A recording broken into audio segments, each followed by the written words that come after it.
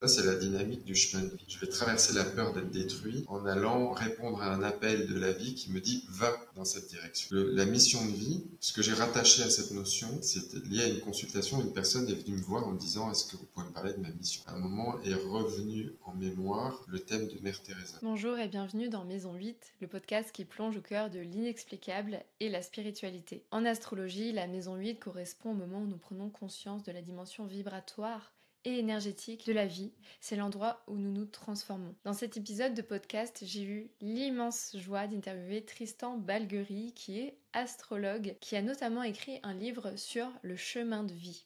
C'est une notion d'ailleurs qu'on explique dans l'épisode. Il a notamment écrit un livre Trouvez votre chemin de vie avec l'astrologie, et il est l'auteur d'un blog très connu, Astrologie Autrement, que je vous invite à consulter. J'ai adoré cet enregistrement d'épisode, j'espère qu'il vous plaira. Et si vous voulez soutenir cette chaîne, pensez à vous abonner, à partager cette vidéo et à le liker et la commenter. Si vous l'écoutez sur une autre plateforme d'écoute, je vous invite à mettre un avis 5 étoiles. Je vous laisse écouter l'épisode et je vous souhaite une bonne écoute. Bonjour Tristan, bienvenue sur mon podcast. Je suis absolument ravie de vous accueillir sur Maison 8. Comment allez-vous aujourd'hui ? Très bien. Bonjour Bérénice. Je suis très content de vous revoir à cette occasion. Comme ce podcast s'appelle Maison 8 et qu'on a affaire à un astrologue, un expert en la matière, est-ce que vous pouvez nous définir et expliquer à mes auditeurs qu'est-ce que ça signifie la Maison 8 ? C'est une maison qui a plein de significations différentes. Je vais essayer de l'expliquer le plus simplement possible. Pour moi, la manière dont on peut la comprendre assez simplement, c'est en se référant à un âge qui est symboliquement attaché à la maison 8, qui est un âge dans l'évolution de l'humain, qui est l'âge de l'adolescence. Et en fait, à l'adolescence, il y a plein de phénomènes qui se passent. On est dans une période de transformation. Donc ça, c'est une première clé de cette maison. C'est une maison dans laquelle on se transforme. Et l'adolescent va se transformer en fait en déconstruisant le côté rond, solide et compact de la construction de l'enfant, en fait, qui s'est développé jusqu'à arriver à un certain âge où il a une certaine force et puissance dans son état d'enfant.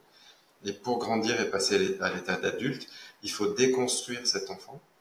Donc on va grandir, on va en même temps souvent, c'est pas systématiquement le cas, mais souvent on va s'affiner, donc on va perdre de la densité matérielle. Okay. Un deuxième point important, c'est cette notion de déconstruction par rapport à la matière. Donc la maison 8, c'est une période de transformation dans laquelle on se déconstruit par rapport à la matière. C'est deux éléments très importants. Ensuite, si on regarde l'adolescent, dans la fragilité de cette déconstruction, il va beaucoup plus privilégier son intériorité. Donc c'est à cet âge-là où on va commencer à se faire un espèce de nid ou de cocon, une chambre dans laquelle on ne veut pas que les gens entrent, où on vit son petit bazar, et puis on a besoin de s'approprier un espace clos dans lequel, comme un cocon, comme une larve qui fait son cocon, on se transforme à l'intérieur. Donc ça, c'est un troisième élément. La maison 8, c'est une maison qui représente une étape de vie qui, dans la vie intérieure, où on va plus être en intériorité qu'en extériorité. Quatrième élément qu'on peut aussi associer à la vie adolescente, c'est que c'est le moment où on va s'ouvrir, en fait, aux perceptions extrasensorielles. L'adolescence, tout seul et assez spontanément, va rechercher à l'extérieur des choses qui sont relatives à des expériences qu'il peut faire sur le monde invisible. C'est à cette époque-là qu'on va s'intéresser au phénomène des fantômes, qu'on va, pourquoi pas, faire tourner des tables, ou des verres sur une table, des choses comme ça. Avant cet âge-là, c'est perçu comme quelque chose d'effrayant. Même si on y est confronté, en fait, on ne le maîtrise pas, en fait. On commence à vraiment rentrer et maîtriser cette expérience d'être au contact d'énergie subtile quand on devient adolescent.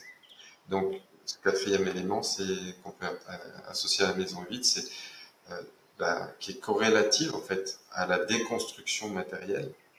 C'est le fait qu'on devient plus sensible aux phénomènes vibratoires, énergétiques, etc. C'est pour ça que c'est une maison qui est importante dans le développement des perceptions extrasensorielles. Et puis, Mhm. je pourrais aussi rajouter un autre élément qu'on voit aussi chez les adolescents, c'est le développement de la sexualité.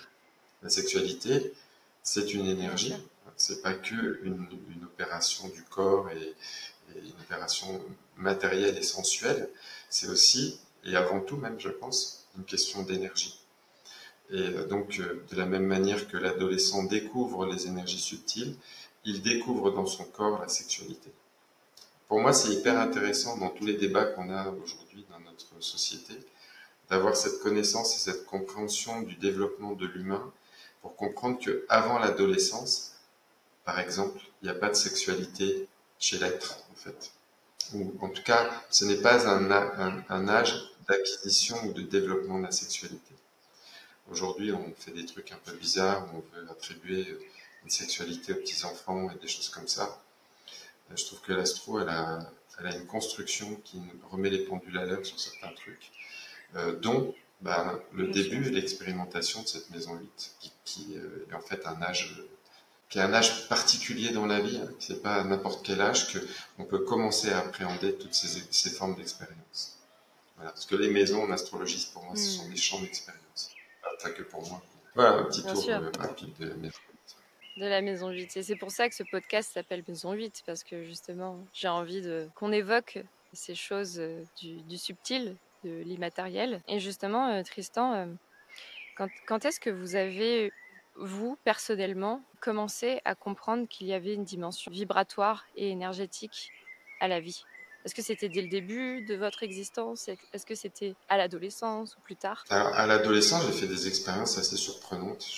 J'étais en internat et j'ai fait, comme beaucoup d'adolescents, des expériences. Mettez quelqu'un sur une chaise qui faisait 80 kilos et on le soulevait avec 2 doigts en s'étant concentré, en ayant mis les mains au-dessus de sa tête. Alors qu'en le faisant avant de prendre ce temps de concentration, on soulevait rien du tout. Et juste un petit temps de concentration au-dessus de la tête et hop, on le soulève comme une... Il y a des gens qui ont fait des C'est expériences avec incroyable. une voiture. En fait. C'est à la portée de tout le monde. Hein. À l'internat, il y avait aussi un garçon qui était... j'ai plus de en tête les gens qui se réveillent la nuit. Somnambule? Somnambule.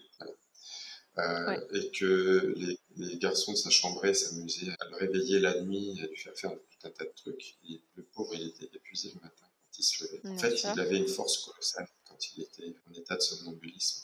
C'était pas très éthique de faire ça à quelqu'un, mais c'était une On peut être expérience. bête quand on est adolescent. On est assez bête quand on est adolescent. Mais en même temps, il y avait cet attrait pour ce phénomène incroyable avec quelqu'un qui avait une force surhumaine quand il dormait en état de somnambulisme.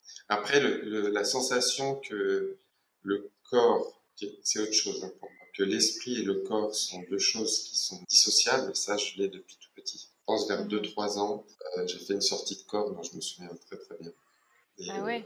alors je m'en souviens, mais également je peux absolument pas assurer que ce souvenir est un souvenir. Pour moi, il est réel. Je me souviens du contexte, de l'histoire, de pourquoi je suis sorti de mon corps, parce que j'ai eu très peur à ce moment. Et donc j'ai l'image de moi me regardant dans la situation. Je pense qu'il y a une partie de moi qui a toujours eu conscience que l'esprit et le corps sont dissociables et que le corps n'est pas l'esprit ou l'âme. Ça, je l'ai depuis tout petit, en fait. Un autre phénomène du même genre qui est différent, quand j'étais petit, j'avais un chien. C'était pas mon chien, c'était le chien de la famille. Quand je passais beaucoup de temps tout seul, je passais beaucoup de temps avec mon chien. On se cachait sous des arbres, des trucs comme ça. Et moi, j'ai le souvenir très précis de parler à mon chien. Mais quand je dis parler, ça veut dire qu'il y avait des échanges réels de paroles, mais je ne parlais pas avec la bouche. Il En vous fait. répondait? Oui, je communiquais avec mon chien. On avait une communication qui n'était pas une communication qui passait par les mots, la parole, mais il y avait une réelle communication. Voilà, c'est des choses que j'ai gardées dans ma vie, en fait. Développé des... C'est pas développé, je pense. Ouais. Des choses qu'enfant on connaît. À mon avis, c'est assez commun. Je pense que c'est assez banal. Ce qui est peut-être un tout petit peu moins banal, c'est de ne pas l'oublier, de ne pas le mettre dans une case d'un souvenir vague, d'une chose qui pourrait être plutôt fausse que vraie, ou des choses comme ça. Mais je pense que tout le monde vit plus ou moins ça. Les enfants ont une perméabilité psychique assez importante. Et ça, je pense que c'est pour la plupart d'entre nous, il y a des micro-expériences comme ça qui ont été vécues. Après, qu'est-ce qu'on en fait? Est-ce qu'elle rentre dans la mémoire? Est-ce qu'elle reste? Ou est-ce que la couche d'éducation qui rationalise beaucoup le rapport à la vie et le coupe, en fait, de sa magie et de ses connexions qui sont au-delà de la matière, est-ce que ça va étouffer tout ça ou est-ce qu'il va rester une part de nous qui est en lien? Là, c'est pour moi la différence de chacun. Et, et voilà, moi j'ai gardé une part de ça toujours en moi et je pense que voilà, ça me suit depuis toujours. Et j'ai toujours eu une, une sensation que la vie n'était pas construite sur le plan de la matière et par essence, qu'elle existait aussi sur un autre plan plus spirituel, plus essentiel. Bien sûr. Et en ce sens, vous avez rapidement été intéressé, j'imagine, par l'astrologie, ou pas peut-être, mais parce que on a l'impression que, à vous Non, entendre parler, ça suit son cours, qu'en fait, vous n'êtes jamais vraiment déconnecté de ça, de l'invisible, je veux non, dire. mais c'est pas l'astrologie qui est venue me chercher en premier. À l'adolescence, j'ai adoré en philo étudier les cas d'Anao, de Freud, etc., qui commençaient à ouvrir ma conscience sur le fait que il y a des phénomènes dans la psyché qui sont assez particuliers, qu'on peut avoir un inconscient qui existe et qui vit. Et puis ensuite, enfin pas ensuite, depuis enfant aussi, j'avais une oreille attentive à des paroles spirituelles. Quand j'étais plus ado encore, enfin plus jeune que ado, pré-ado, j'ai fait un catéchisme comme tout le monde, mais je suis né dans une famille protestante, avec un pasteur qui, en fait, ne croyait pas à ce qu'il racontait. Chaque miracle de la Bible, il essayait de l'expliquer rationnellement. En disant, par exemple, que quand la mer morte s'est ouverte, c'est parce qu'il y a des phénomènes de marée, de trucs, de machin. En disant que quand les petits pains se sont multipliés, enfin, à chaque phénomène, à chaque miracle, il essayait d'expliquer la Bible d'une manière rationnelle. Et au moment où Cartésienne. il a été question, très cartésienne, au moment où il a été question de faire la communion, en fait, j'ai refusé. Et mon refus, c'était de refuser de valider un enseignement qui, pour moi, n'avait pas de spiritualité. Je voulais garder en moi quelque chose d'un lien à la spiritualité et ne pas dire oui à quelque chose auquel je ne croyais pas, en fait. Ça aurait été une forme de dévoiement pour moi. Donc, je pense que depuis tout petit, j'ai une conscience de la spiritualité, du lien au divin, au spirituel, que je préserve. Après, c'est pas l'astrologie qui est venue à moi, ça a été des enseignements spirituels avec plein de petits enseignements. J'ai beaucoup lu à une époque un magazine qui s'appelle Troisième Millénaire, que j'aime beaucoup, auquel je me suis réabonné il n'y a pas longtemps, tiens, pour voir ce qu'il donnait. J'ai Je été ne connais pas. énormément enseigné spirituellement par Krishnamurti, en lisant beaucoup de livres de Krishnamurti. Quoi d'autre? J'ai lu le livre des morts, égyptiens, tibétains. J'ai beaucoup lu la Bible aussi. Un En grand fait, besoin de se cultiver, en fait, d'apprendre, d'élargir ses connaissances. c'est pas un besoin de se cultiver pour moi, c'était un besoin de comprendre. Un D'accord. besoin d'avoir, puisque je n'avais pas eu finalement à travers l'enseignement spirituel de protestants, chrétiens classiques, une ouverture à la spiritualité, et ben, je l'ai cherché autrement. Puis je suis revenu au christianisme à une époque où je me suis marié. Cette fois-ci, j'étais tombé sur un pasteur qui était génial. Et ensuite, je m'en suis redétaché. l'astrologie est venue à moi, en fait, à un moment de ma vie où j'ai vécu des choses qui étaient très difficiles et incompréhensibles. Donc, j'étais responsable d'une situation dans laquelle je me suis mis qui était vraiment ubuesque. Et j'avais besoin de comprendre et de pouvoir intégrer cette expérience, ce que j'avais fait de ma vie, et de le comprendre. Et les approches psy ne m'ont pas du tout intéressé. Je les ai trouvées culpabilisantes et pas très riches d'enseignements. Et l'astrologie a mis tout de suite le doigt là où ça fait mal, en fait, avec une compréhension qui était très très juste, très claire. Et ça m'a permis après de cheminer. Et comment c'est arrivé? Et du coup, l'astro, c'est quelqu'un qui m'a, un ami qui m'a conseillé d'aller voir un astrologue qui connaissait ce tout. C'était aussi simple que ça, en fait. Là, pour le coup, je suis pas allé vers des guides. Et j'ai continué après à travailler avec cette personne pendant plusieurs années. Sur l'astro, mais pas que sur l'astro. Il y avait aussi une ouverture sur les tarots. À l'époque, j'utilisais beaucoup les tarots. Aujourd'hui, quasiment plus. Mais je pourrais les réutiliser. Oui, des fois, les outils ont besoin de faire leur temps et on a fait le tour, on n'en a plus besoin et on passe à autre chose. Oui, mais j'aime toujours les tarots. Hein. J'avoue que la méthode d'approche du questionnement par les tarots ne m'en sert plus trop. Peut-être aussi parce que je suis en train de me poser des questions toutes les 3 secondes. Ça, c'est certainement aussi peut-être une évolution. Mais je suis plus serein aussi, je suis plus tranquille par rapport au déroulement de la vie. Elle a pris son sens et puis je suis moins grâce à dans le besoin, l'astrologie. entre autres, oui. Mais je pourrais dire grâce à l'astrologie et puis en même temps par une attitude d'observation de ma vie et de la vie qui me rend beaucoup plus serein. Même si je suis pas serein sur tout, idéaliser le truc. Mais c'est vrai que l'astro a amené une compréhension très très profonde en fait. Peut-être, quand je dis grâce à l'astrologie, c'est aussi grâce au fait d'avoir beaucoup consulté. Un astrologue. J'ai vu, oui, j'ai beaucoup consulté en astro, j'ai entendu tellement d'histoires, vu tellement de gens que, en fait, c'est comme un kaléidoscope des expériences de la vie humaine que je découvre et que j'ai découvert. Et c'est comme un immense puzzle, en fait. Et puis, petit à petit, au début, on voit que des pièces et puis on comprend pas. Et puis, petit à petit, en fait, ce panorama de l'expérience humaine qui prend sens et qui se condense et qui commence à donner du sens à la vie dans son ensemble.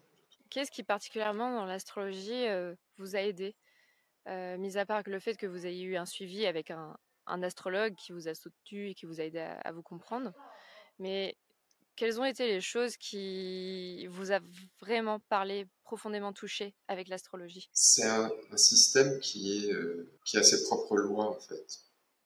C'est quand je fais mes cours d'astro de première année, j'ai un petit slide où je dis l'astro elle est aculturelle, amorale, pas tout ce que vous voulez.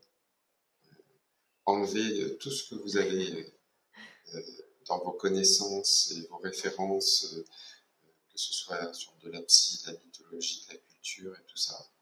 Si vous n'enlevez pas ça, vous n'allez pas comprendre l'astro. Vous allez la regarder sous un prisme et interpréter des choses avec votre prisme.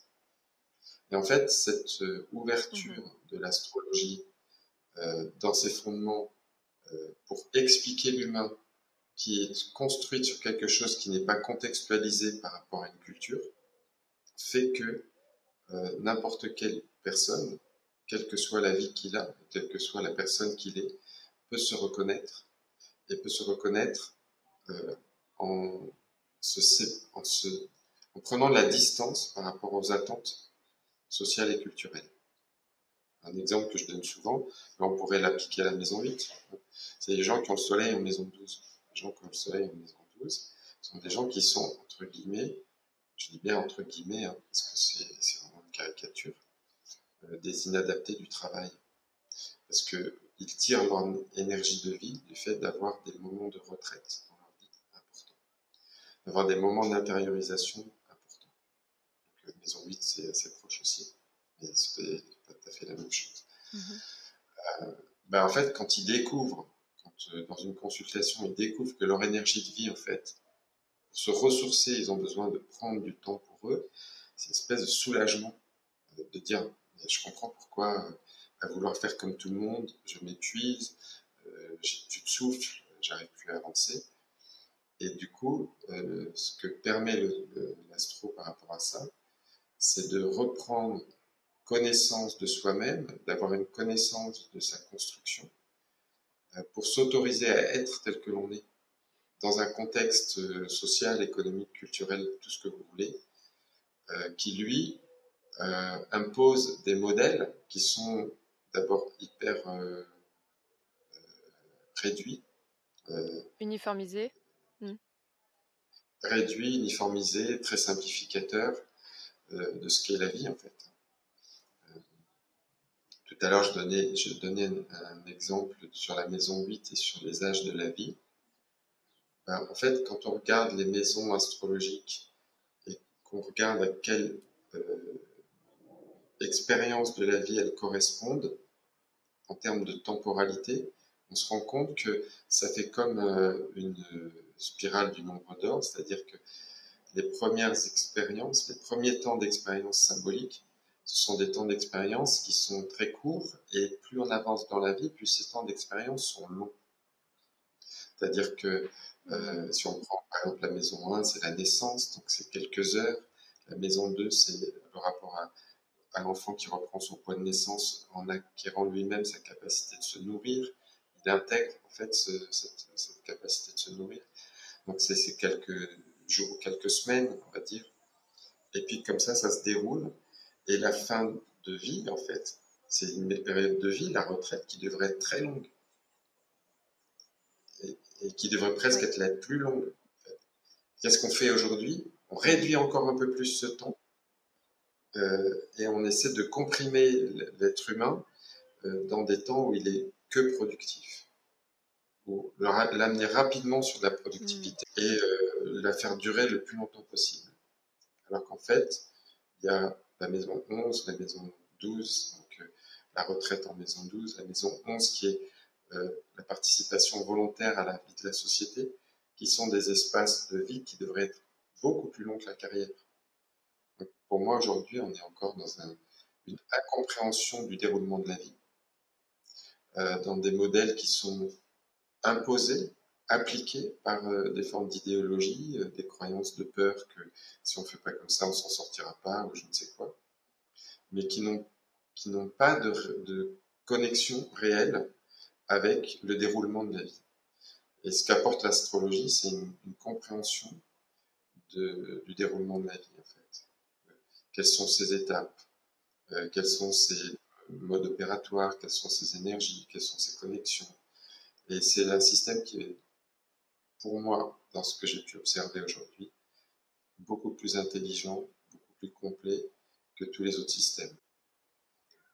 Déjà, c'est un système qui est en base 12. Il y a très peu de systèmes, je crois que c'est le seul, à part la musique, qui va se construire sur la base 12, c'est-à-dire sur l'intégration de ces 12 vibrations qui créent un cycle du vivant. La plupart des systèmes vont s'arrêter à 5, 6. Voilà, les étapes du deuil, c'est quelque chose qui se fait en 5 ou 7 étapes. On a systématisé beaucoup de choses, mais c'est assez rare en fait d'avoir des systèmes qui sont construits sur un mouvement aussi complet, aussi complexe en apparence. Il est simple en fait. Je ne Bien sais pas si sûr. j'ai répondu à Et la ce que vous dites, question. si ça répond, je trouve très bien à la question. Et en fait, là où j'ai envie d'insister, c'est que ce que vous dites est, en fait, c'est très profond et très loin de l'astrologie populaire, parce que la plupart des gens connaissent l'astrologie, mais en fait, ils la connaissent pas. Ils connaissent leur signe astrologique, ils vont connaître leur horoscope, et ça va rarement plus loin. Alors que ça peut nous permettre de nous épanouir. Et au contraire, je trouve, dans ce que vous dites, ça nous permet simplement de nous comprendre. Et c'est très loin des cases dans lesquelles on peut se mettre. Et on peut mettre l'astrologie. Un peu les... Comment dire? J'ai pas le mot, mais ceux qui jugent et qui pointent du doigt l'astrologie vont dire oui, mais c'est réducteur. On n'est pas tous comme ça. Qu'est-ce que peut-être vous pouvez éclairer notre lanterne là-dessus. Peut-être les personnes vont se dire mais oui, l'astrologie pour moi c'est un peu enfermant. Voilà. Peut-être déconstruire ce mythe. Alors, c'est pas complètement un mythe pour moi. D'accord. En fait, l'astrologie, c'est une science. Je dis que c'est une science, après, pour ceux que ça dérange. C'est une science qui est millénaire, qui a traversé donc des époques de l'évolution de l'humanité. Et on a, dans l'histoire des sciences, vécu un changement, un schisme, un changement de paradigme entre le début du XXe et puis aujourd'hui, on est encore en train d'évoluer dans ce sens, avec notamment l'introduction de la physique quantique, de la relativité, etc. Avant, on vivait dans la construction newtonienne sur l'idée d'un univers matériel où tout était prévisible, où le temps était linéaire. Je vais prendre juste ces deux paramètres-là. Et avec la physique quantique, la relativité générale, on se rend compte que non, tout n'est pas prévisible.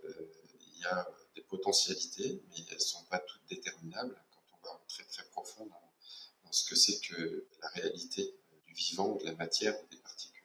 En fait, l'astrologie, elle s'est construite sur cette idée que tout est matière, que le temps est linéaire et que donc on peut tout prévoir. Et c'est sur cette construction-là qu'une certaine forme de pratique a accentué une approche très déterministe qui recherchait à déterminer des événements dans la vie des gens.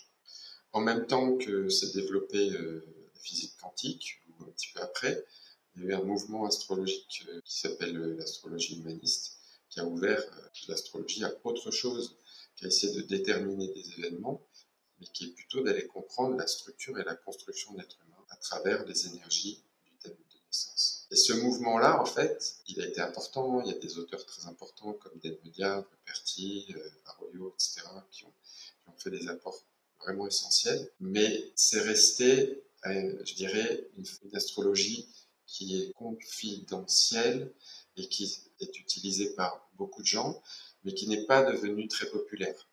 L'astrologie populaire est encore construite sur cette idée que on va avoir un astrologue, c'est pour qu'il nous dise qui on est et comment ça va se passer. Je pense qu'aujourd'hui, on est dans une époque où, avec un petit siècle de retard, on est en train d'intégrer dans les sciences humaines, sciences molles, ces paramètres de variabilité du déterminisme qui font que, en fait, c'est beaucoup plus la conscience qu'on va éclairer que l'idée d'éclairer une histoire de quelqu'un par des événements qui vont lui arriver. Peut-être c'est le mouvement ou l'époque dans laquelle on est par rapport à l'astrologie, où on peut la récupérer, la retravailler, parce qu'il y a une part de déterminisme brut et un peu mal dégrossi qui commence à s'effriter pour qu'on puisse vraiment rentrer dans une conscience beaucoup plus profonde et comprendre ces énergies sur un plan, j'ai pas envie de dire plus quantique, parce que c'est pas le sujet. En fait, l'idée, c'est de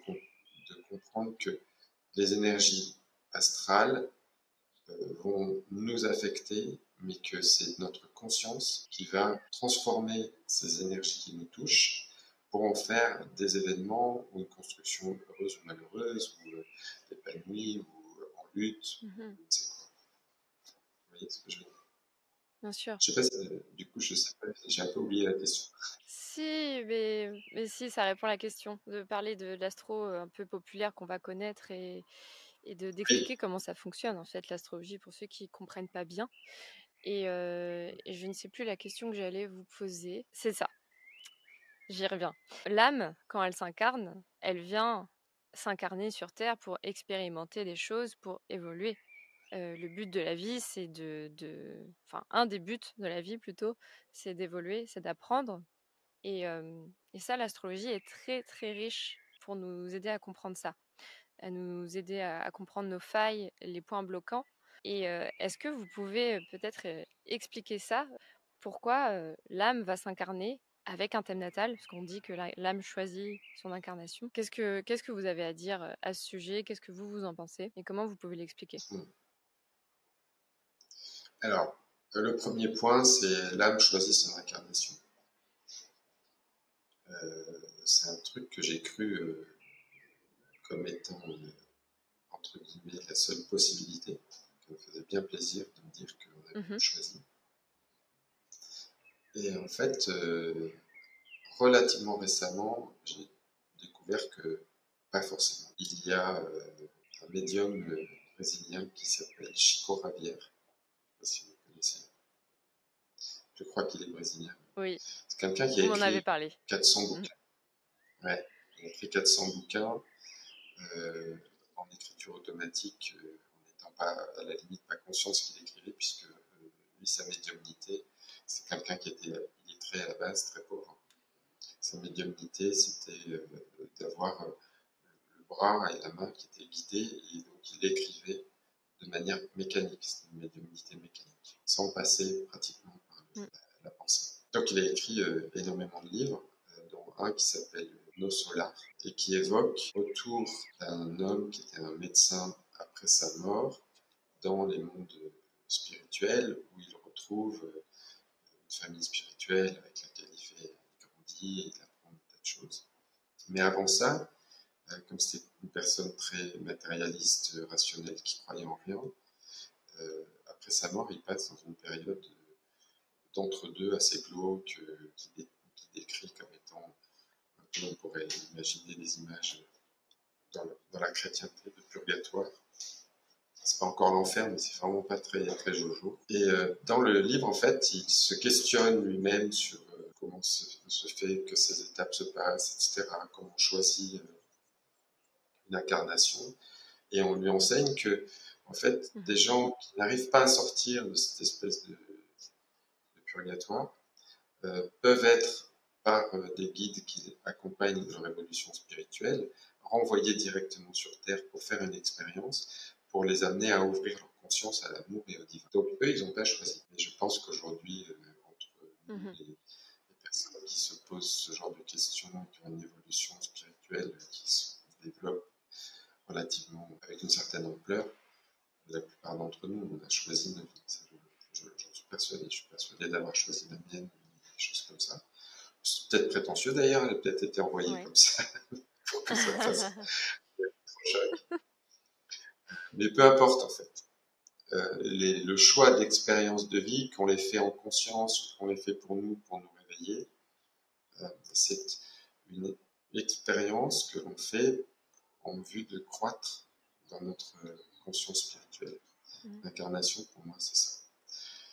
Et ce que peut apporter le thème de naissance et l'astrologie par rapport à ça, c'est une compréhension du scénario, du rôle, des énergies qu'on est en train d'incarner. Mais il ne faut pas tout lui attribuer. Il y a beaucoup de choses qui n'appartiennent pas à l'astrologie. Par exemple, la biologie n'appartient pas à l'astrologie. Le fait qu'on soit riche ou pauvre, le fait qu'on soit né dans une famille cultivée ou non cultivée, tout ça n'appartient pas à l'astrologie. Il y a énormément de conditionnements sociaux, biologiques, culturels, même météorologiques. Elle existe dans un pays chaud, dans un pays froid, c'est pas la même chose. Sec, pluvieux, etc. Tous ces éléments n'appartiennent pas à l'astrologie et constituent aussi notre champ d'expérience. Donc, voilà, faire attention à ne pas sacraliser l'astrologie comme un outil ultime et à écarter toutes les autres compréhensions de notre vie que l'on peut avoir à travers nos héritages culturels, familiaux, ou tout ce qu'on peut imaginer d'autre. On m'avait dit, on m'avait demandé une fois, est-ce que je peux voir si mon partenaire est infidèle sur son thème natal? Ça, c'est On le m'a genre de presque choses, posé la on peut question pas il y a pas vraiment. longtemps. C'était pas le sujet, mais C'est c'était en vrai? cours, avec une personne qui posait ce type de questions sur la fidélité, etc.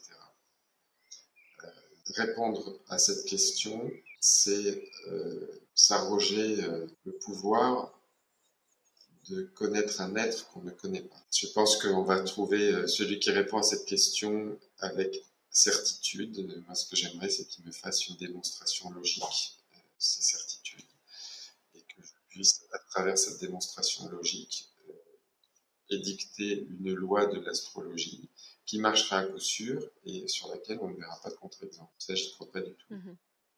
Je pense que la Non plus. conscience de chacun peut transformer des configurations et qu'on peut les vivre à des niveaux vibratoires qui sont différents. On peut vivre une configuration astrologique à un certain niveau vibratoire dans laquelle on va être très soumis à ses appétits sensuels, et on peut vivre la même configuration astrologique avec un niveau vibratoire qui est beaucoup plus élevé, où on va les vivre sur un autre plan, plus psycho-émotionnel, plus spirituel, je ne sais pas. Et donc je ne pense pas qu'on puisse sérieusement affirmer qu'un comportement d'une personne sans la connaître, uniquement sur thème de naissance. Absolument. À mon avis, ça peut fonctionner. C'est important de le préciser. Ça peut fonctionner, ça peut être juste, on peut avoir des intuitions, des faisceaux d'indices qui nous montrent que, tiens, peut-être qu'il y a un sujet là, mais en faire une vérité absolue, ça. Mais ce que vous dites sur la fidélité et le couple, c'est très intéressant. Et en fait, il faut rendre à César ce qui appartient à César. Et l'astrologie n'explique pas tout. Et il faut faire attention avec peut-être ce qu'on peut voir aussi sur les réseaux sociaux, ce qu'on peut entendre. On peut y avoir beaucoup de déterminisme ou de manipulation, même avec l'astrologie, de jouer sur les peurs des gens. Je pense que c'est avec l'astro et d'autres pratiques, la médiumnité, la guidance, le tarot, etc. Donc, je pense que c'est important de préciser ce genre de choses pour les gens qui nous écoutent, qu'on garde le pouvoir en fait, qu'on est toujours je pense, en pouvoir et on est responsable de ce qui nous arrive aussi, de ce qu'on vit, de ce qu'on crée, de ce à quoi on croit. Donc voilà, c'est très important d'en parler. Et je voulais vous poser une question concernant justement le chemin évolutif de la vie et comment l'astrologie peut nous aider à comprendre ça. Alors, expliquer le chemin de vie. Je vais essayer de faire court. Il y a un petit texte de Khalil Gibran que je lis quand je fais un stage sur les chemins de vie et qui explique que la rivière, avant de revenir vers la mer, en fait, elle a très peur. Elle a très peur d'aller se perdre dans l'océan. Elle a très peur de disparaître, en fait. Et cette petite phrase, ce petit texte termine par, en fait, il ne s'agit pas de se perdre, mais de devenir océan. Et la dynamique du chemin de vie qu'on voit en astrologie avec les nœuds lunaires, elle est exactement construite sur ça. C'est-à-dire qu'il y a un espace de vie qui nous fait peur, vers lequel on va être appelé à revenir plusieurs fois, comme un flux et un reflux, dans des grands cycles, et en fait, qui nous fait craindre de disparaître, en fait, mais qui va nous permettre de prendre conscience des forces de la vie dans leur totalité, dans leur globalité. Et ça, c'est la dynamique du chemin de vie. On a tous cette dynamique posée dans un champ d'expérience particulier, dans un signe particulier. Et en astrologie, c'est montré par les nœuds lunaires. Pour moi, c'est un des outils les plus importants dans le parcours de vie pour élever sa conscience. Parce que ça nous demande de faire vraiment un pas vers nos peurs, de les mettre de côté et de faire confiance à un processus de vie qui va au-delà de nos peurs. Vous savez, j'ai écrit un bouquin là-dessus, sur le chemin de vie. Et je reprends cette citation complète dans le bouquin de la citation de Khalil Gibran. Et c'est un sujet que j'aime beaucoup, c'est le sujet par lequel j'ai le plus travaillé l'astrologie dès le départ. Et dans ce que je racontais tout à l'heure sur cet épisode de ma vie qui m'a amené à l'astrologie, c'est justement la compréhension du chemin de vie qui a fait que j'ai pu me détendre, me dire, ok, je comprends pourquoi j'ai pu aller aussi loin à un certain endroit, et que maintenant j'ai autre chose à faire dans la vie. Mm. Donc le chemin de vie, c'est essentiel et je dirais que quand on voit des gens en consultation, c'est plus de 90% des questionnements qui ramènent au chemin de vie et qui ramènent à la dynamique du chemin de vie. J'ai eu une consultation il y a une semaine, 10 jours, avec une personne, c'était hyper marquant parce que sa dynamique, elle avait une dynamique qui allait de la maison 10, qui est la maison des carrières, vers la maison 4, qui est la maison du foyer. Et elle est arrivée avec au départ une question sur sa carrière, qu'est-ce que je dois faire, etc. Et donc la consultation s'est déroulée. Et à la fin de la consultation, en fait, quand on a éclairé un petit peu ce chemin vers le foyer, vers la construction du foyer, ce qui est incroyable, c'est qu'elle l'a intégré toute seule, en fait.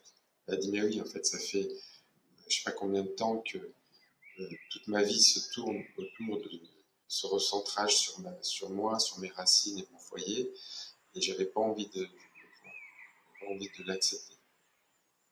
Je sais plus comment elle l'a dit, mais en fait, ça s'est fait tout seul chez elle. J'ai pas eu besoin de pousser quoi que ce soit. Elle a intégré complètement cette dynamique. Et c'est la plupart du temps, les questions ramènent à ça.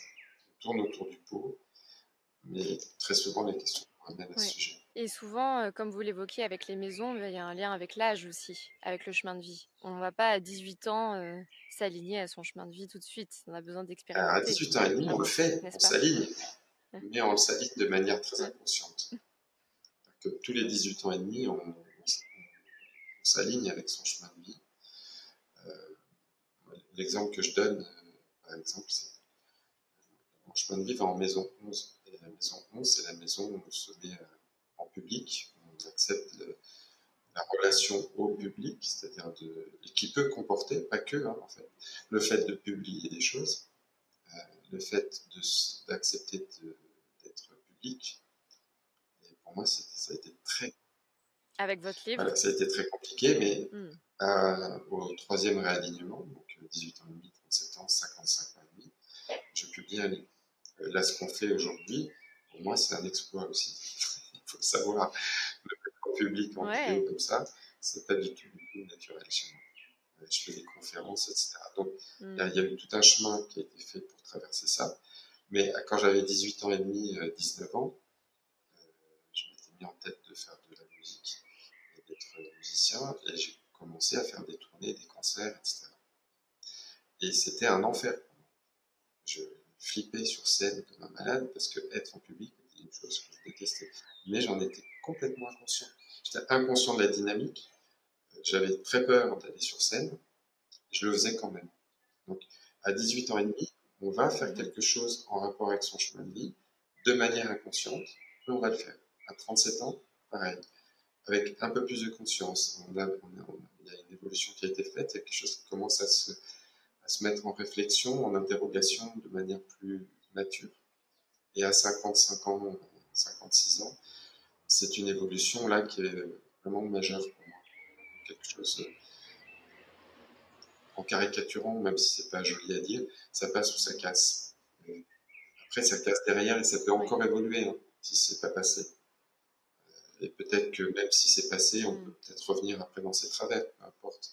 Mais le passage à 55 ans, 56 ans, c'est un passage qui est très très fort.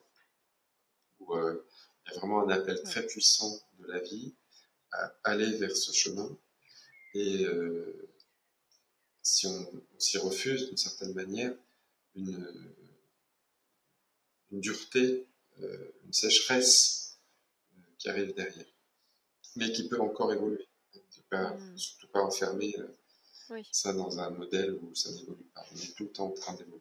Oui, oui. C'est pas à 55 ans, on choisit le chemin 1 ou le chemin 2, et si on a pris le 2, bah c'est mort. Non, c'est pas mort. Dans C'est mon plus complexe que bouquin, ça. peut-être je mets un peu trop ça en avant parce que je l'ai beaucoup vu, c'est-à-dire des gens qui vont à partir de Mm. 55 ans et demi, etc., vers une approche qui est épanouissante ou qui vont s'enfermer dans un côté un peu acariâtre. On peut voir hein, aussi chez les gens qui vieillissent, hein, il y a ceux qui vont s'épanouir dans la vieillesse et ceux qui vont s'endurcir au contraire.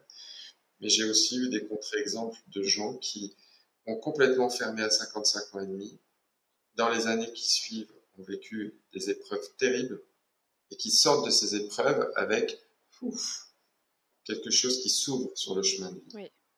Et les épreuves peuvent être assez fortes. Je pense à mon père qui a 67 ans. Et lui, je pense qu'à 55 ans et demi, il n'avait pas vraiment eu conscience de son nord, de son chemin de vie. Il n'avait pas vraiment emprunté la voie. Il a son nord en maison neuve. Et il a vécu un accident qui a failli être fatal. Et il a survécu. Et en fait, je remarque, même à 67 ans, il prend conscience qu'il a un besoin énorme de voyager. Alors que voilà, la maison neuve, ça parle aussi de voyage, d'élévation de conscience. Et là, ça reprend. Donc voilà, même à 67 ans, et je pense même à tous les âges, en fait, on peut reprendre conscience et reprendre pouvoir sur sa vie. Oui. On peut à tous les âges. Parce que Et les gens... ouais, je pense à toutes les personnes qui nous écoutent et qui sont dans différents cycles, en fait. On est tous à des stades différents. Et j'ai eu peu de personnes qui avaient fini le 4e cycle en consultation, parce que c'est des gens qui sont à un âge avancé, 74 ou 75 ans, pour cette fin de 4e cycle. Et mais les gens que j'ai eus, donc j'en ai eu qui recommençaient une problématique comme s'ils avaient 55 ans. Incroyable. Hop, de nouveau, il y a une problématique qui se met en place avec un appel, un saut dans le vide à faire, etc. Et d'autres qui le vivaient presque comme un jeu. C'est-à-dire qui se disaient, tiens, si je faisais ça, et puis ça correspond vraiment à la dynamique du chemin de vie, et ça devient un jeu, c'est beaucoup plus léger. En fait, les personnes qui sont plus âgées viennent moins en consultation parce que la vie est plus derrière que devant, elles se posent moins de questions. Elles sont plus dans le flot de leur existence, avec ce qu'elles ont ou ne veulent plus se poser de questions aussi, je pense. Oui, très certainement. Ouais. Et dans justement, je pense en fait à ce que vous avez dit sur le fait que la maison 12 aurait besoin d'être plus grande dans notre existence, de prendre plus d'espace. Le chemin de vie, c'est pas forcément un métier, c'est pas forcément une voie professionnelle. C'est plus complexe que ça, c'est une expérience à vivre. Et peut-être que vous pouvez nous préciser peut-être la différence avec la mission de vie, le chemin de vie, parce que je pense que c'est pas forcément clair dans la tête de toutes les personnes. Et la nuance aussi avec la carrière, en fait. Chemin de vie et mission de vie. Alors, la première chose, si je peux préciser ça, c'est ce qui est important pour moi à dire, c'est que ce sont que des mots. Donc, les mots ne sont pas les choses. Et donc, on est juste en train d'essayer de conceptualiser quelque chose qui, pour quelqu'un d'autre, dans un autre contexte culturel, avec une autre culture, avec une autre approche de la vie, ce sera une autre forme d'expérience. Donc, je ne vais parler de la mission de vie, la notion de mission de vie, que par rapport à ma propre observation. Et ce que j'ai utilisé comme mot pour déterminer quelque chose. Donc le chemin de vie, la dynamique du chemin de vie pour moi, c'est celle qui va vers le nord, qui est donc ce grand saut dans l'inconnu qui nous fait faire un pas d'évolution parce qu'on accepte en fait de tout lâcher pour vivre une expérience dont on n'a aucune assurance qu'elle va être agréable et qui est reliée à des peurs qui sont très profondes. Des peurs et des angoisses d'annihilation de son être. Donc, ça, c'est la dynamique du chemin de vie. Je vais traverser la peur d'être détruit en allant répondre à un appel de la vie qui me dit va dans cette direction. La mission de vie, c'est ce que j'ai rattaché à cette notion, c'est lié à une consultation. Une personne est venue me voir en me disant est-ce que vous pouvez me parler de ma mission? Et comme je travaillais beaucoup moins sur la notion du chemin de vie, ça m'a questionné, je me suis arrêté un moment et puis à un moment est revenu en mémoire le thème de Mère Teresa, qui est une missionnaire. On ne peut pas faire plus mission que missionnaire que Mère Teresa, C'est clair. et qui avait un chemin de vie où, en fait, elle partait en fait d'une dynamique de Sud en Scorpion, maison 11, je dis ça vite fait pour les astros, comprennent, et que je vais expliquer, donc une dynamique où elle était très euh, accrochée, de manière compulsive, à faire une œuvre sociale qui était très liée à des bouleversements émotionnels, à la mort, à des choses très lourdes et profondes en même temps. Et son chemin de vie à elle, c'était d'aller vers le taureau maison 5, c'est-à-dire de développer l'estime d'elle-même et de faire la paix avec elle-même à travers ça, à travers l'amour, la créativité, etc. Et on s'est rendu compte à la fin de sa vie, quand elle est décédée, en lisant ses écrits et par le témoignage de ses confesseurs, que c'est une femme qui n'avait pas d'estime d'elle-même. Elle avait une très basse estime d'elle-même. Elle ne se estimait pas digne de l'amour de Dieu. Et pour une sœur, c'est compliqué, parce qu'en fait, les sœurs, symboliquement, se marient avec le Christ. Donc elle ne se sentait pas digne de l'amour du Christ, avec lequel elle s'était mariée en devenant une sœur. Et donc elle n'œuvrait jamais assez, selon elle-même, pour pouvoir être digne de l'amour du Christ. Et là, en fait, j'ai compris qu'il y avait dans cette construction dynamique, dans l'énergie compulsive du nœud sud, quelque chose qui était aussi de l'ordre de la mission qu'on laisse aux autres. Mais c'est compulsif. Donc, en fait, dans ces deux pôles, dans ces deux polarités, il y a une compulsion que l'on nourrit parce qu'on a la croyance que c'est essentiel pour sauver le monde. Et derrière, et de l'autre côté, il y a un appel vers une expérience complètement opposée, différente, qui, elle, nous fait prendre conscience de la vacuité de notre existence et en même temps de l'épanouissement que l'on peut vivre dans le monde. Quand on lâche avec ses croyances de missionnaire, on pourrait dire. Vous voyez ce que je veux dire? Je vais prendre mon exemple. J'ai aussi un axe de vie Scorpion-Taureau, mais dans l'axe opposé de Mère Teresa. Maison 5, maison 11. Donc la maison 5, c'est une maison qui est liée aux besoins affectifs, etc. et à la créativité. Donc moi, j'ai beaucoup recherché la reconnaissance de moi par l'affectif, etc. Et en maison 11, je n'avais pas du tout envie de m'exposer à des choses qui sont plus sociales, plus impersonnelles, etc. Mais en même temps, j'ai une espèce de compulsion à aller chercher en profondeur et à faire des créations sur lesquelles je peux travailler pendant des années. En fait, le bouquin que j'ai écrit, ça m'a pris des années, qui fait aussi que je donne de la matière. Après, la difficulté pour moi, c'est de la libérer, cette matière, c'est de la publier, d'accepter, d'en faire quelque chose d'autre. Et je tiens à préciser qu'il y a beaucoup de matière en plus dans votre livre, parce qu'il y a, pour chaque point que vous abordez, ou presque, vous donnez des anecdotes de consultation. Donc c'est un travail titanesque. C'est un gros travail. Il est extrêmement riche. Je pense que cette part de moi qui est tout le temps en recherche intérieure, aller chercher à comprendre les choses en profondeur, comprendre les mouvements d'énergie, ce qui se passe, et qui recherche un peu avec passion à créer quelque chose autour de ça, fait partie d'une part de ma vie en tant que mission. C'est-à-dire que si j'avais pas cette énergie très puissante à cet endroit-là, j'aurais peut-être publié des choses peut-être moins intéressantes. J'en sais rien. Je l'imagine.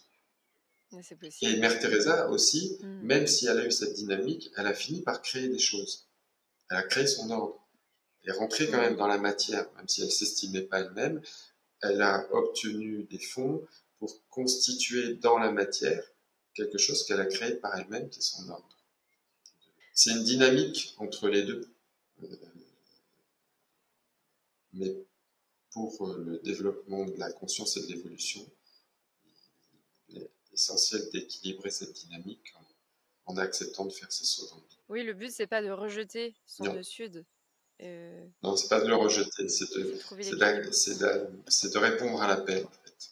Il y a vraiment quelque chose, j'aime beaucoup Mm. cette notion aujourd'hui, de voir le chemin de vie comme à un moment un appel et quelque chose qui nous appelle, c'est vraiment le symbolique spirituel qui est fondamental.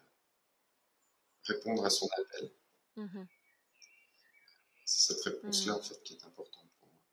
À comprendre, à identifier, à accepter, à savoir que on n'a pas de raison de craindre, en fait. Mais en même temps, c'est une grande, grande peur.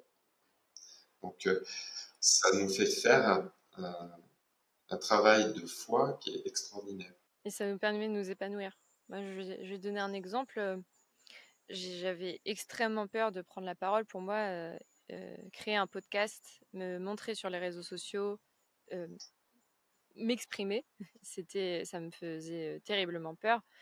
Et pourtant, je l'ai fait quand même et je sens que je vais beaucoup mieux et je sens que j'évolue.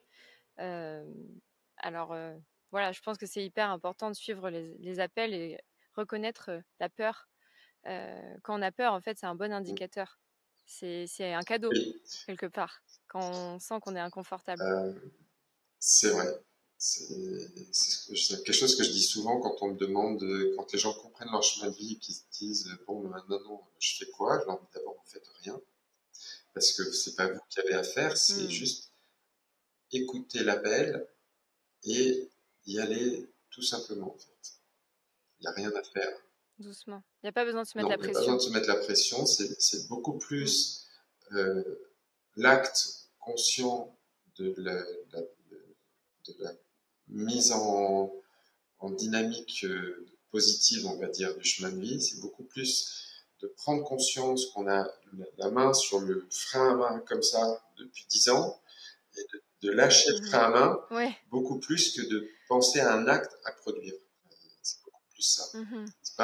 Je n'ai pas à faire quelque De lâcher chose prise. euh, ou à penser que je dois faire quelque chose. Je vais observer, écouter ma vie, voir où est l'appel et je vais répondre à l'appel. C'est répondre à l'appel. Oui, des fois, on a l'impression que c'est en faisant plus qu'on réussit, alors que il faut juste être, comment dire.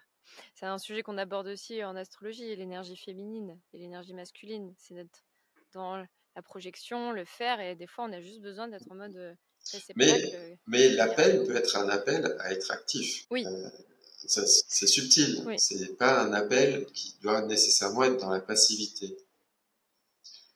C'est vraiment cette Mhm, notion d'appel, c'est de sentir à l'intérieur de soi que tout notre être est appelé à faire quelque chose ou à être quelque chose, mhm, peu importe la dynamique qu'il mhm. y a derrière.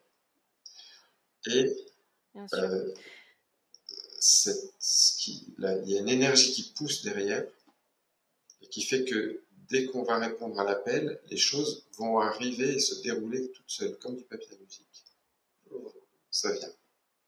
Mhm, Il y a pas, mais c'est mhm, à partir du moment où on a mis en conscience et on a accepté cet appel que la vague pousse derrière. J'aime bien l'image du surfeur. mhm. C'est, cet appel, c'est comme Ouais. une vague. On la prend ou on la prend pas. Puis il y en a une deuxième qui Mhm, arrive parce qu'on n'est pas obligé de réussir à prendre la première. Et puis, si on la prend jamais, le surf est très chiant en fait. Hein. La vie devient pénible. On fait que ramer sur sa planche. Donc, mhm. l'idée, c'est d'accepter cet appel et ensuite l'énergie qui va nous mener sur ce chemin, euh, elle va se déployer en fait sous nos pieds. Il n'y a pas grand-chose à faire. En Ça vient à fait. nous naturellement. Quand on fait confiance, il y a beaucoup de lâcher prise parce qu'il faut faire confiance à la vie. Et ça, c'est pas Mais forcément facile, lâcher le frein souvent. à main, Mm. c'est vraiment ça l'idée. Quoi. C'est, allez, hop, on lâche le frein à main. Et ça va, Ouais. au début, ça va doucement, puis après, ça s'accélère. Mm. ça va un peu plus vite. J'aime bien aussi, tant qu'on est dans les images avec le surfeur, la petite barque, faire confiance à cette barque qui, malgré malgré le flot de l'eau, et ben on tient quand même et on est soutenu, peu importe ce qui se passe. Et voilà, vraiment cultiver cet état de confiance. Et ça me donne envie de vous poser la question, Tristan, qu'est-ce que vous faites, dans quel état êtes-vous pour avoir confiance justement en la vie, en vous, en plus grand que vous? Ah. Qu'est-ce que je fais? Alors, il y a depuis un certain nombre d'années, maintenant je ne sais plus combien, je ne me lève plus le matin sans méditer. D'accord. Ça, c'est vraiment une constante aujourd'hui, qui est une prise de conscience, qui a été une prise de conscience à un moment dans ma vie que, que je me levais et que mes journées se déroulaient sous forme d'automatisme. Je me lève, tac, je prends une douche, on fait machin, on prend un café, tac, tac, tac, tac. Et que donc, entre l'état de sommeil et de veille, il n'y avait aucun moment où je décidais d'être conscient de ce que j'étais en train de vivre. Et un jour, je me suis dit, mais c'est pas possible ce truc. Et j'ai commencé à me dire que je ne me lèverais pas le matin tant que je n'aurais pas fait une petite méditation. Et la méditation, c'est quelque chose qui va nous recentrer en fait sur nous-mêmes, enfin, qui moi nous recentre, faire reprendre conscience du corps, etc. Aujourd'hui, j'ai rajouté à la méditation une prière et des exercices physiques de yoga, d'étirement. Donc, le matin, mes journées commencent par méditation, prière, exercice physique. Quand je ne le fais pas, ce qui arrive relativement rarement, mais ça arrive, au bout de 3 jours, j'ai l'impression de redevenir la personne que j'ai connue il y a 10 ou 15 ans, et, qui se sent bousculée, qui est fatiguée, qui gère sa vie à l'envers. Irritable. Comment? Oui, peut-être irritable ou enfin, une perte de conscience de soi, de ce qu'on vit, qui grandit. Bon, et après, je suis pas constant, hein, je suis un poisson, donc je vais avoir des formes d'inconstance dans cette discipline, mais malgré tout, je suis assez discipliné. Que le rapport au corps, par l'exercice physique, à l'énergie, à la conscience de l'énergie du corps par la méditation, et une reliance par la prière, ce sont 3 choses qui sont importantes. Que je pense que je fais toujours pas assez et que je pourrais en faire le double ou le triple par jour. Mais qui sont des outils pour moi essentiels à peu près sereinement sa vie. Je suis poisson aussi, et c'est marrant parce que je pratique beaucoup ça aussi. Donc ça me parle beaucoup. Après, on n'est pas tous obligés de faire de la méditation, du yoga pour se sentir bien. Il faut aussi chacun trouver ce qui fonctionne pour nous et ce qu'on peut tenir sur le long terme, parce que le but, c'est que ça soit régulier. C'est pas de le faire une fois le dimanche matin et puis après plus y toucher. Le but, c'est de trouver un truc qui fait sens pour nous. Donc se questionner nous et pas de se dire ah lui il fait comme ça, il faut que je fasse pareil. Oui, surtout pas.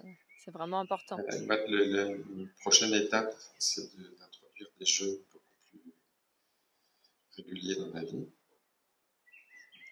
Je suis un peu feignant là-dessus. Je ne sais pas ce qui va me déclencher, mais c'est pas encore vraiment arrivé. Et je sens bien que la prochaine étape, pour moi, c'est un allègement par rapport aux apports alimentaires.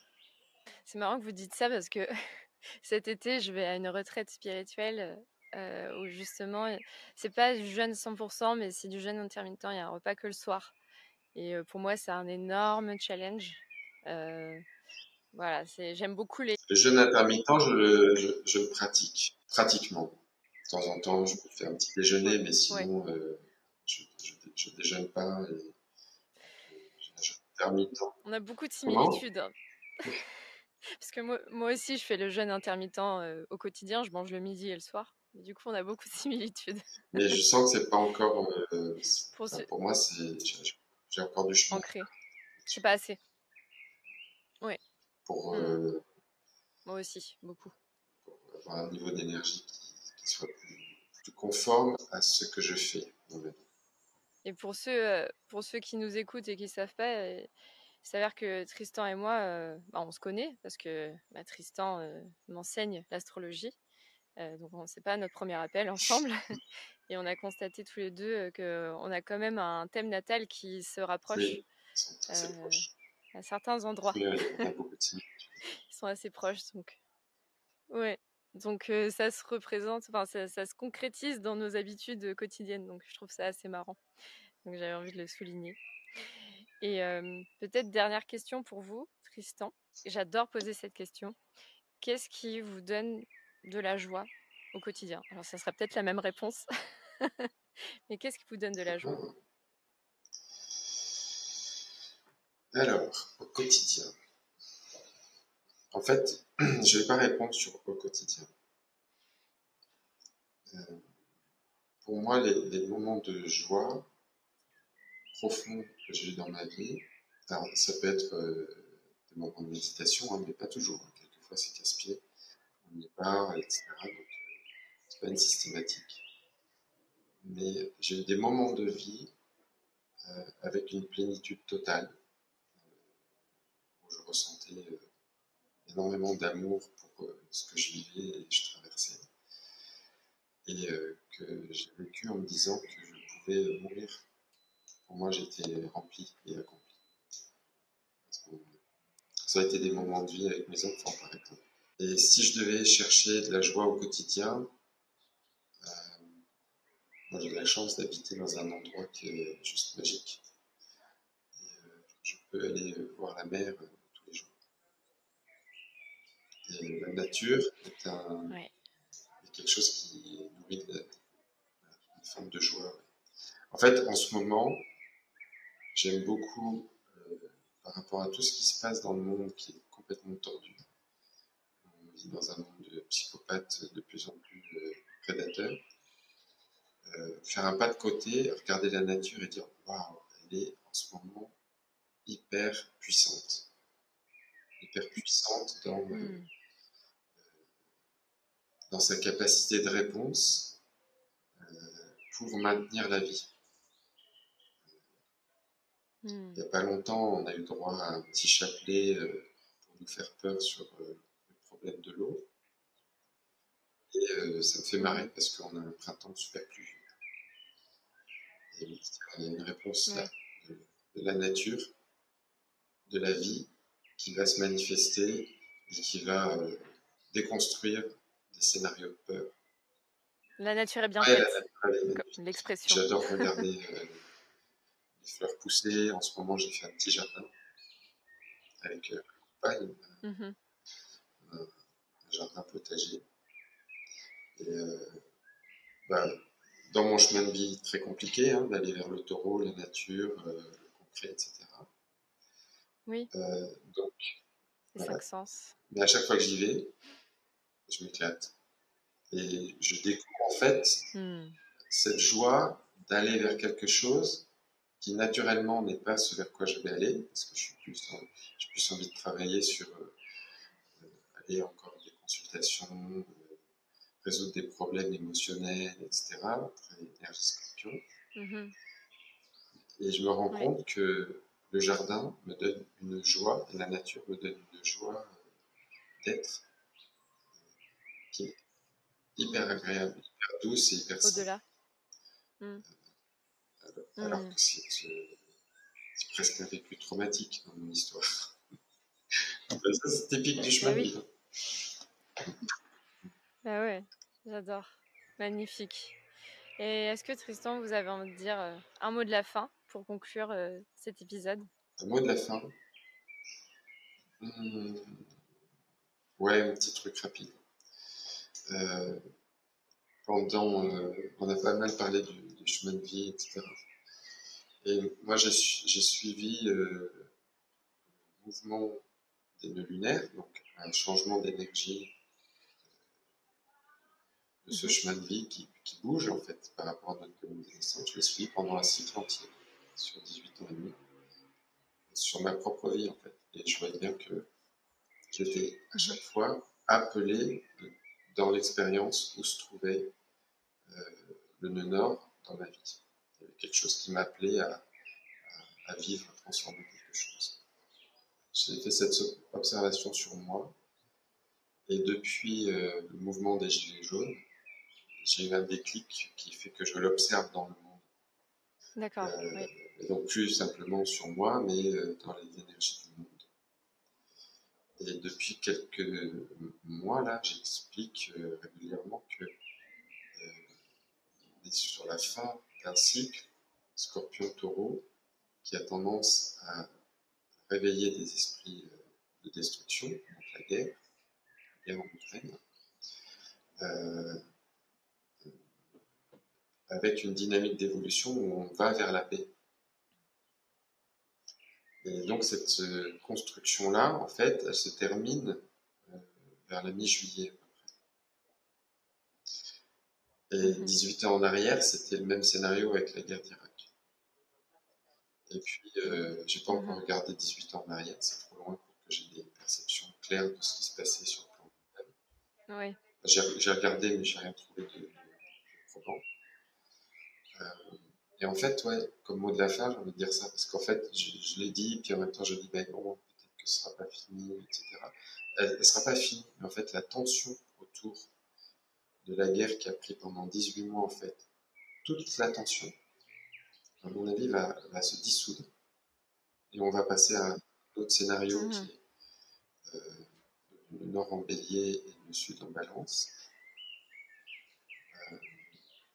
Où là, en fait, c'est l'émergence de l'individualité qui va faire peur. Et on commence à le voir, en fait. On commence à voir ce changement arriver. Donc, en fait, comme mot de la fin, ce que je voulais dire, c'est aujourd'hui, on est en train de terminer collectivement un travail sur l'apaisement, sur le fait de sortir des énergies guerrières. Et dans pas longtemps, on va être confronté au fait que des individualités puissantes qui émergent vont faire peur, et il ne faut pas en avoir peur, au contraire. Ce dont il faudra se méfier dans cette prochaine période, c'est des envies de tout normer, de tout normaliser, de tout réglementer, d'enfermer justement la balance, dans l'énergie de la balance, d'enfermer l'individu dans un carcan normatif et de règles dans lesquelles il ne peut plus s'exprimer. Ce sera ça le danger dans la période qui arrive. De point de vue collectif. Donc, à chacun de nous, ça viendra chercher le fait que si on s'exprime, on va mettre en avant quelque chose et qu'on peut craindre justement de sortir des codes et de plutôt chercher à s'adapter plutôt que de s'affirmer. Mais en fait, là va être le moment de s'affirmer individuellement et collectivement. C'est passionnant. Ça mériterait un autre enregistrement de podcast parce qu'il y a beaucoup de choses à dire, je pense, là-dessus. En tout cas, merci beaucoup, Tristan. C'était super chouette de vous avoir sur ce podcast. Et pensez à aller voir déjà son livre, Trouver votre chemin de vie grâce à l'astrologie. C'est ça le titre. Je l'ai en livre de chevet, mais avec l'astrologie. Et pensez à vous abonner, à partager cette vidéo ou ce podcast si vous l'écoutez depuis une plateforme d'écoute. Et je vous dis à très bientôt pour un prochain épisode. Merci Bérénice. Et merci.